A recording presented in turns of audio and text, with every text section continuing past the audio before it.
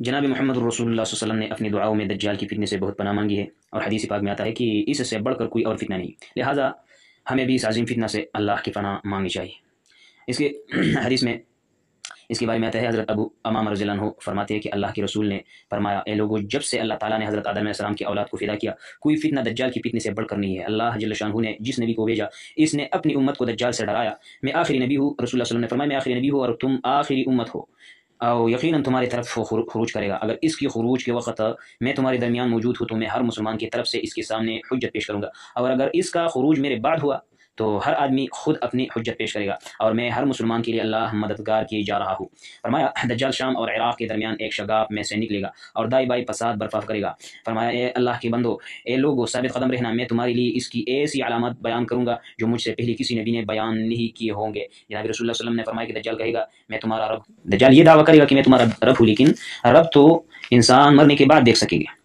वो और दज्जाल इसका एक आंख नहीं होगा, खाना होगा। तुम्हारा रब एक चिशम नहीं है। दज्जाल की दोनों आंखों के दरमियान लफ्ज़ काफिर लिखा होगा, इसको हर पढ़ा लिखा और अनपढ़ मोमिन पढ़ सकेगा। फरमाया जनाब रसूलुल्लाह सल्लल्लाहु अलैहि वसल्लम ने, दज्जाल का एक फितना ये भी है कि इसके पास जन्नत भी होगी और दोज़ख भी। इसकी जन्नत असल में दोज़ख है और इसकी दोज़ख असल में जन्नत है।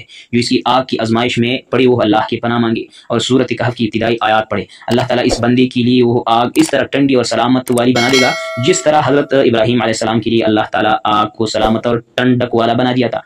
इसका एक फितना यह है कि वो अरब देहाती से कहेगा कि अगर मैं तुम्हारे माँ बाप को जिंदा कर दूँ तो क्या तुम मेरे रब होने की गवाही दोगे? वो कहेगा कि हाँ। फिर वो शैतान को इसके माँ बाप की सूरत में इसके सामने खड़ा कर देगा और वो कहेगा, ए मेरे बेटे, इसकी पैरवी करो, ये तुम्हारा रब है। वो शैतानी शक्ल में इसके माँ बाप आएगा। जनाब रसूलुल्लाह सल्लल्लाहु अलैहि वसल्लम ने फरमाया, एक फितना दज्जाल का ये होगा कि वो किसी इंसान पर काबू पाकर इसको कत्ल कर देगा, फिर इसे दो हिस्सों में चीर डालेगा। फिर वो लोगों से कहेगा, मेरे इस बंदे की तरफ देखो, मैं इसे दोबारा जिंदा करूंगा। मगर वो फिर भी कहेगा कि मेरे सिवा इसका कोई रब है। चुनांचे अल्लाह इसे दोबारा जिंदा कर देगा और वो खबीस इसे कहेगा, तुम्हारा रब कौन है? वो कहेगा, मेरा रब तो अल्लाह है और तू अल्लाह का दुश्मन है, तो दज्जाल है। अल्लाह की कसम, तुम्हारे मुतालिक मुझे तेरे झूठे होने के आज के दिन से बढ़कर कभी भी बसीरत हासिल नहीं थी। इस फितनों में से एक फितना ये भी है दज्जाल की कि वो आसमान को बारिश बरसाने का हुक्म देगा तो वो बारिश बरसाएगा, और ज़मीन को उगाने का हुक्म देगा तो वो गल्ला उगाने लगेगी। दज्जाल की एक फितना ये भी है कि वो एक कबीले के पास से गुजरेगा जो इसकी तकजीब करेगा और इसकी तमाम चरने वाले जानवर हलाक हो जाएंगे।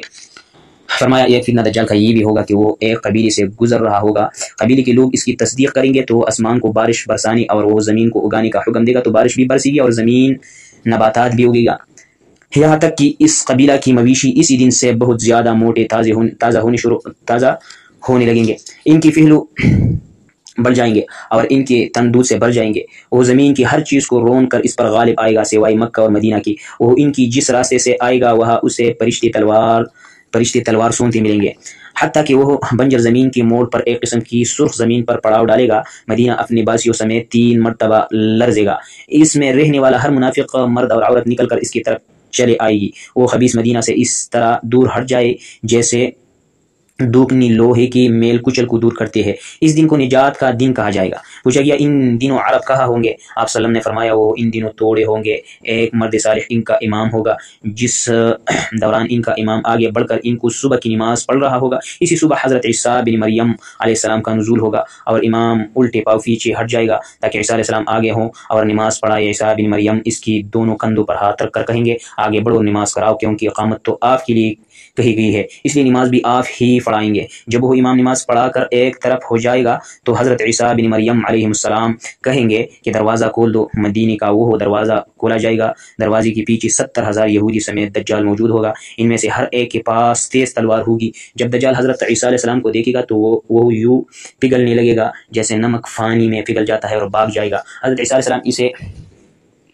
लुद्द शर्क़ी के दरवाजे पर जा लेंगे और इसे कत्ल कर देंगे। अल्लाह ताला यहूदियों को शिकस्त देगा।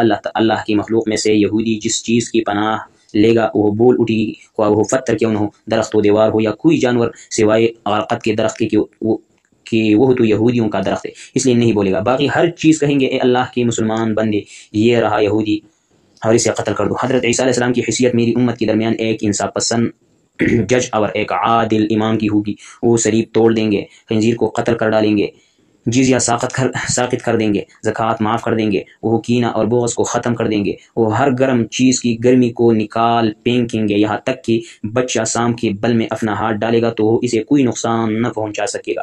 ایک بچی شیر کو تکلیف پہنچائے گی مگر اسے ضرر نہ پہنچا سکے گا۔ بیڑیا بیڑیوں کی کتے کی مانند رکھوالی کرے گا۔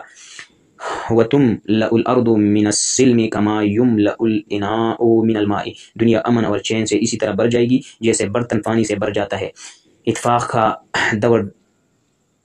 دور ہوگا، اللہ کے سوا کسی کی عبادت نہیں ہوگی، جنگ اپنے ہتھیار ڈال دی گی، قریش اپنی حکومت چھین لی گی اور زمین چاندی کی فرش کی طرح ہو کر نباتات اگائے گی جو حضرت آدم علیہ السلام کے وقت اگاتی تھی، یہاں تک کہ لوگ انگور کے ایک گنچے کو مل کر کھائیں گے اور وہ انہیں سیر کر دے گا۔ لوگ ایک انار مل کر کھائیں گے تو وہ ان کا پیٹ بھر دے گا۔ بیل بہت تھوڑے پیسوں میں مل جائے گا، گھوڑے کی قیمت صرف چند درہم ہوں گے۔ دجال کے خروج سے پہلے کی 3 سال سخت ہوں گے جن میں لوگ سخت بھوک میں مبتلا ہوں گے۔ پہلے سال اللہ آسمان کو حکم دے گا کہ 1/3 بارش روک لو اور زمین کو حکم ملے گا کہ 1/3 نباتات روک لے۔ پھر دوسرے سال آسمان کو حکم ہوگا کہ وہ 2/3 بارش روک لے اور زمین کو حکم ملے گا کہ وہ 2/3 نباتات روک لے۔ پھر تیسرے سال آسمان کو حکم ہوگا کہ ساری بارش روک لے۔